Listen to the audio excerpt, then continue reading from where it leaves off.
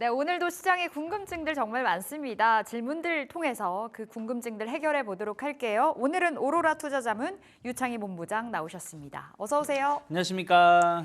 네, 본부장님 오늘 챙겨볼 이슈들이 정말 많은 것 같습니다. 그 안에서 추리고 추려서 종목들을 가져와 봤는데요. 먼저 SK 하이닉스 보도록 하겠습니다.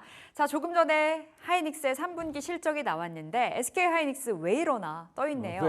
실적 역대급 실적이 나왔잖아요. 진짜 SK 하이닉스가 SK 하이닉스 했다라는 평가를 받아가고 있는데 오늘 개장 직후 바로 좀 조정이 나오더라고요. 지금의 쉼을 기회로 삼아야 될지. 자, 세 가지 포인트부터 확인해 보겠습니다. 자, 7조 300억 원가량의 영업이익이 나왔죠. AI 시장 안에서의 선점을 다시 한번 확인을 했던 하루가 될 것 같고요. 반도체 1등 프리미엄 적용이 필요하다? 조정 시의 매수 관점이시네요. 목표가 24만 원 주셨는데 자, 하나씩 뜯어볼게요. 실적 너무 좋았죠. 7조를 넘겼네요. 제일 좋게 본 게 6조 7천억이었던 걸로 기억을 해요.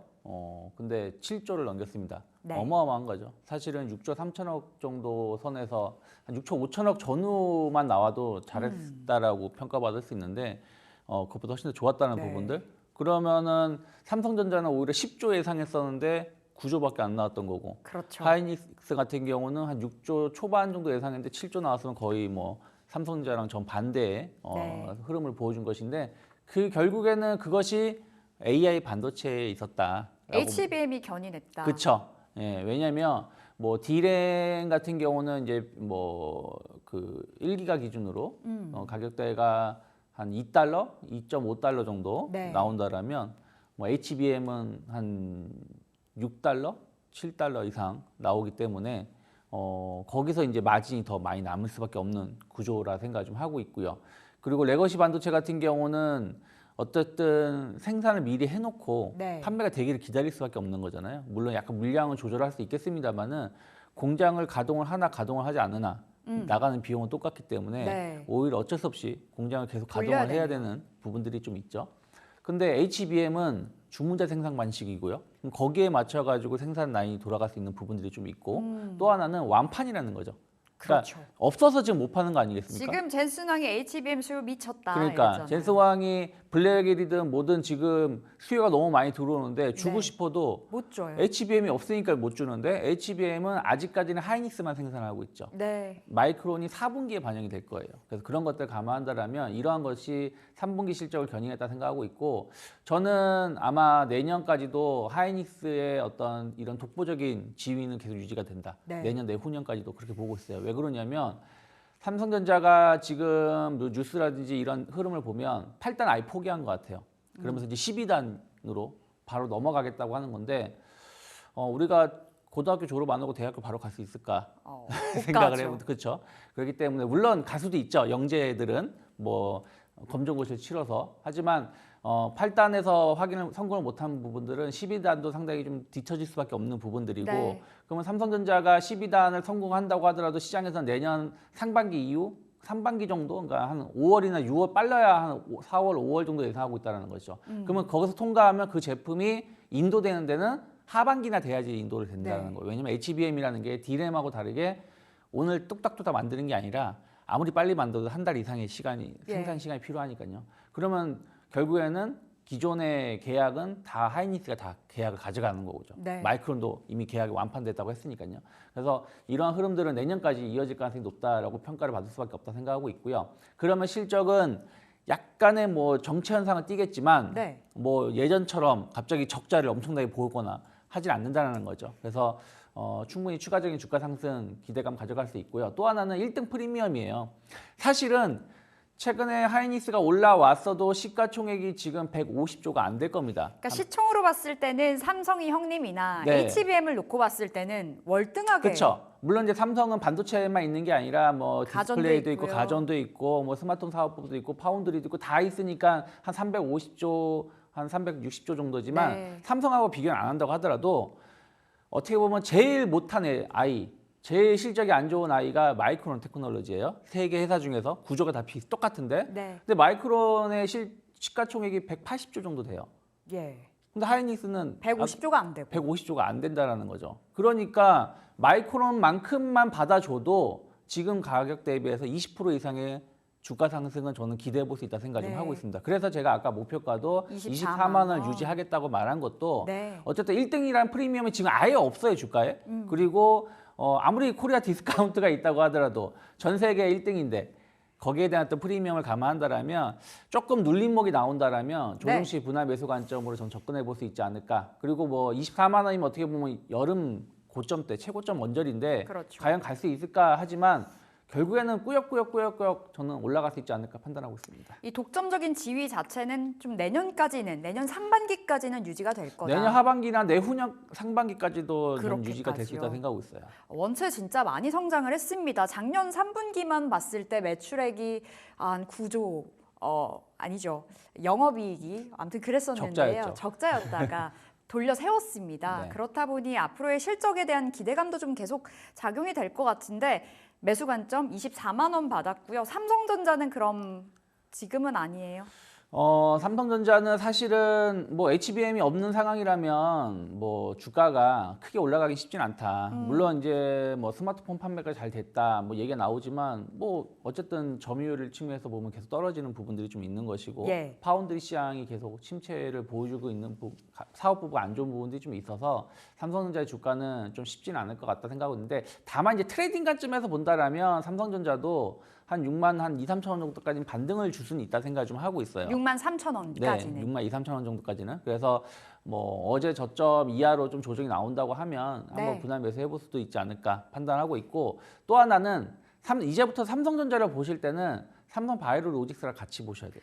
삼바는 어제 또 실적이 나왔는데 너무나 좋았고. 네, 그러니까 왜 뜬금없이 왜 삼바냐 여기서 얘기하실 텐데 우리가 삼성 ETF라는 펀드들이 많이 있어요. 그러면 삼성 그룹주 내에서 사고 팔고 이렇게 하는 거거든요.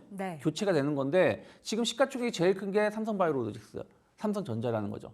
그러면은 삼성바이오로직스가 주가가 오르게 되면 삼성전자의 주식을 팔아서 이걸 살 수밖에 없는 부분들이라는 거죠. 그래서 삼성바이오로직스가 꺾이지 않으면 삼성전자도 엄청나게 치고 나가기가 쉽지 않을 수도 있다, 수급적으로. 그런 것도 한 번쯤은 시청자분들이 고민해 보시면 좋지 않을까 생각하고 있습니다. 삼바도 지금 흐름을 보면서 삼성전자와 맞물려서 대응을 해야 된다라는 관점이시고 SK하이닉스 그래도 낙폭을 좀 줄였습니다. 지금 0.8%가량의 하락이고 지금 자리 그럼 접근해 볼까요? 딱 지금 이 시점 매수 버튼. 뭐 저는 지금부터도 좀 분할 매수는 가능하다. 다만 이제 분할 매수라는 게 오늘 지금 사고 오후에 사고 저녁에 사는 건 아니니까요. 며칠 흐름을 보니까 저 10월 정도, 그러니까 10월 말까지 이제 한 다음 주까지는 이제 다다음 주 대선까지 이제 2주 딱 남은 거잖아요. 그러면 그 사이에 조금씩 분할 매수 관점으로 전 접근 가능하지 않을까 판단하고 있습니다. 알겠습니다. 24만 원 노려보면서 SK하이닉스 가져가 보겠습니다. 자, 두 번째 질문으로 넘어가 볼게요. 오늘 이 질문도 굉장히 핫할 수밖에 없는 간밤 테슬라 실적이 발표됐죠. 테슬라 시간외 폭등 12% 가까이 올랐습니다. 애프터마켓에서. 오늘 반도체보다 조금 더 반응이 뚜렷한 건 2차 전지인 것 같아요. 엔지, 엔소를 필두로 시세가 나와주고 있는데 자 포인트 볼게요. 테슬라 관련해서 현대차 전기차 판매량 증가를 기대해보자. 오늘도 현대차 실적이 나올 예정이잖아요. 그리고 ESS, BMS 관련주 지속적인 관심을 갖자. 탑픽으로는 서준 시스템을 주셨네요. 2차 전지가 아니고. 오, 이야기 들어봐야 되겠는데 일단은 현대차부터 풀어보겠습니다. 역대급 실적 예고되어 있잖아요. 역대급 실적이 나왔습니다. 뭐 영업이익이 지금 나왔나요? 그렇죠. 실적 발표가 끝난 거죠. 새벽에 나왔죠. 그래서 뭐 영업이익률도 상당히 좋았었고 뭐 사업 부분을 따지면 자동차 매출 부분이 200억 달러, 그 작년 동기 대비해서 한 2% 증가를 했고요. 중요한 거는 자동차 부분이 중요한 게 아닌 것 같아요. ESS. 결국엔 2분기 때도 사실은 자동차 쪽은 조금 아쉬웠는데 ESS가 예상치보다 100% 이상 판매가 늘어나면서 여기서 주목을 받으면서 테슬라가 움직임이 나왔었거든요. 이번에도 보면은 ESS 부분이 1년 전보다 매출이 50% 증가해서 23억 7,600만 달러, 그리고 나머지 기타 서비스 부분이 29% 늘어나서 뭐 FSD 같은 거겠죠. 이게 이제 27억 9천만 달러를 기록했다고 합니다. 그러니까 결국에는 물론 ESS가 테슬라의 전체 매출에 차지하는 비중이 아직도 뭐 10%가 안 돼요. 하지만 이게 계속 커지고 있다는 부분들, 그리고 ESS가 커지고 있다는 얘기는 테슬라의 전기차 판매가 앞으로 더 커질 수 있다는 걸 의미하고 있는 거거든요. 왜 그러냐면 집에서 태양광이라는 이런 거 발전을 통해 가지고 ESS의 전기를 저장해서 뭐 부족할 때 사용하는 부분들도 있지만, 전기차에 이것을 활용하기 위해서 ESS 설치하시는 분들도 많이 있거든요, 미국 사람들은. 그래서 이런 것들이 결국 테슬라의 어떤 플랫폼을 계속 확장해 나가면서 커질 수 있다는 부분들은 좀 긍정적으로 좀 해석할 수 있는 부분들이라는 거죠. 그래서 일단은 뭐 오늘 LG 에너솔루션이 올라오는 것도 사실은 전기차가 생각보다 좀 많이 판매가 됐고, 또 내년 상반기라고 말한 것 같은데 뭐 빨라야 내년 하반기가 되지 않을까 뭐 생각을 하고 있지만, 어쨌든 저가 모델, 테슬라가 저가 모델 신제품 출시를 앞두고 있다는, 예상하고 있다는 부분들, 뭐 그 부분이 어떻게 보면은 또 새로운 매출 수요가 나올 수 있겠죠. 그래서 LG 엔솔이 여기에 대한 어떤 기대감도 가져갈 수 있고, 또 하나는 ESS입니다. LG 에너솔루션이 최근에 ESS 쪽으로 해가지고 미국 시장에 투자를 많이 했어요. 그래서 일부 전기차 생산, 그 배터리 생산 라인을 ESS 생산으로 전환도 하기도 했었고요. 그래서 그 부분이 좀 주목을 시장에서는 긍정적 해석을 좀 해주면서, 오늘 사실 다른 2차 전지는 그렇게 강한 편은 아니지만 LG 에너솔루션이 한 2% 정도, 한 2, 3% 정도 상승하고 있는 것이 아닌가 생각하고 있고, 저는 또 그렇게 돼서 본다라면 사실은 미국 시장에 가장 먼저 진출을 했고 크게 시장이 성장을 하고 있는 기업이 서진 시스템이에요. 그래서 놀랐습니다. 왜 서진 시스템을 주셨을까? 네, 서진 시스템이 ESS 관련해가지고 미국의 가장 큰 기업하고 계속 거래를 좀 하고 있었거든요. 그래서 그러한 것들이 이미 주목을 받았었고, 또 이번 3분기 실적도 상당히 기대감이 좀 높습니다. 그래서 서진 시스템의 주가가 오히려 LG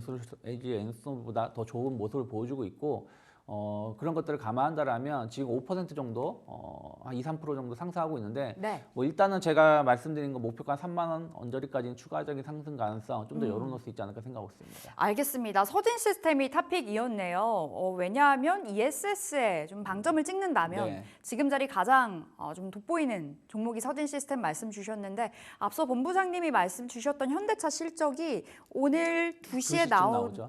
예상치를 말씀하신 거죠. 네, 그러니까 이제 테슬라도 전기차 판매가 좀 둔화될 거라 생각했는데, 생각했었던 것보다는 조금 더 판매가 잘 됐어요. 그럼 현대기아는 사실은 더 안 좋을 거예요, 테슬라보다는. 왜냐하면 EV3라든지 캐스퍼 EV 버전이 나온 게 한 실제 판매가 된 게 이제 8월 정도? 8월 중순 정도부터 판매가 된 거기 때문에, 그전에는 판매가 좀 떨어졌던 부분이 좀 있었기 때문에 약간의 이제 전기차 쪽은 떨어졌겠지만, 만약에 하반기에 혹은 내년 상반기부터 다시 좀 회복된다, 이런 발언들만 나온다고 하더라도 배터리 관련된 기업들은 좀 기대감을 가져갈 수 있겠죠. 그러니까 업황 바닥에 대한 어떤 기대감이 확인으로 갈 수 있는 부분들이 좀 있어서 현대차의 실적이 상당히 중요하다. 그래서 어저께도 사실은 GM이 예상했었던 것보다 전기차 판매가 좋았었죠. 그래서 관련된 기업이 움직였었고, 오늘 테슬라 좋았고, 그러면 마지막 남은 게 현대기아. 어쨌든 전기차에서 가장 많은 판매를 하고 있는 게 테슬라, 현대그룹이기 때문에, 그래서 그런 것들을 보면서 내가 조금 더 끌고 갈지 아니면 좀 정리를 할지를 고민하시는 게 맞지 않을까 판단하고 있습니다. 원체 이제 현대차는 참 모멘텀 기대감이 많았지만 주가는 역주행을 했던 것 같은데,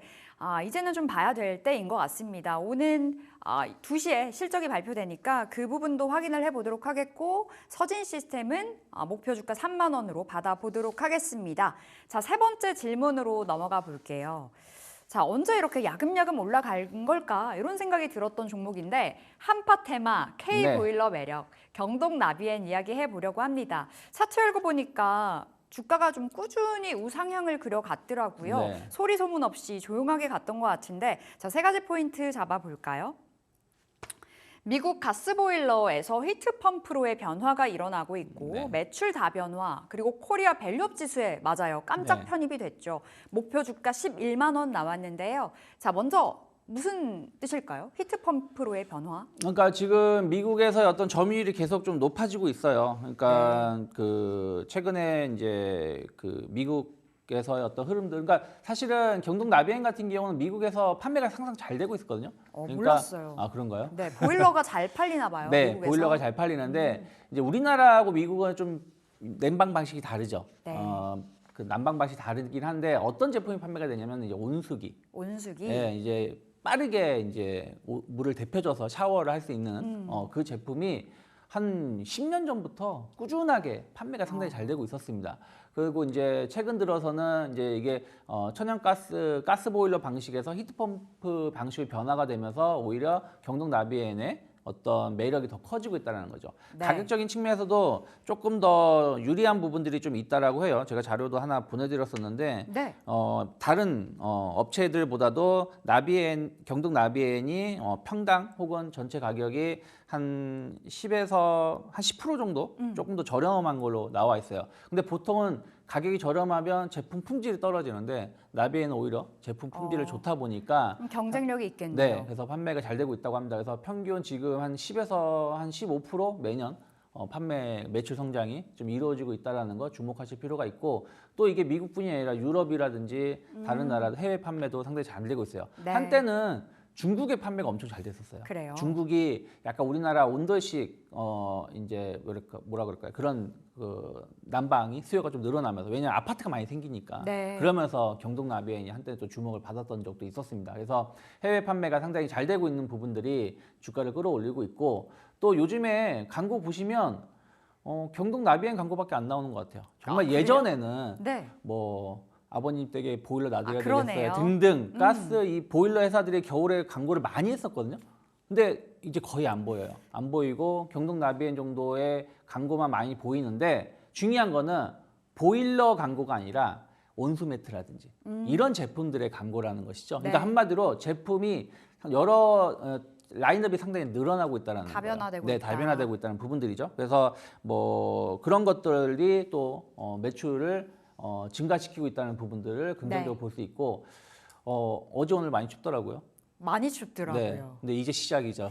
그렇죠. 아직 겨울 시작하지도 않았는데 뭐 여름에 폭염을 예상한 이제 대학 교수님께서 네. 올 겨울에 영하 18도까지도 떨어질 수 있다. 와. 막 이런 전망을 좀 하셨는데 물론 이제 항상 겨울 오기 전에는 항상 역대급 추울 것이다. 매해 여름 올 때는 경신하네요. 역대급 더울 거다 이런 얘기가 나오는데 어쨌든 올 여름은 진짜 더웠잖아요. 그렇죠. 그럼 또 겨울도 상당히 추울 수 있기 때문에 이러한 것들이 보일러가 사실은 또 너무 춥게 되면 이제 고장 나거나 하는 경우도 있기 때문에 그런 교체 수요도 어떤 기대감을 네. 가져갈 수 있다 생각하고 있어요. 그래서 그런 것들 감안한다라면 일단 최근에 주가가 많이 올라오긴 했는데 한 11만 원 정도까지 추가 상승 가능성은 좀 더 열려 있지 않을까 판단하고 있습니다. 11만 원까지 지금 오늘은 한 0.3%가량의 쉼이 있고요. 네. 92,000원 선인데 11만 원 가져가 보겠습니다.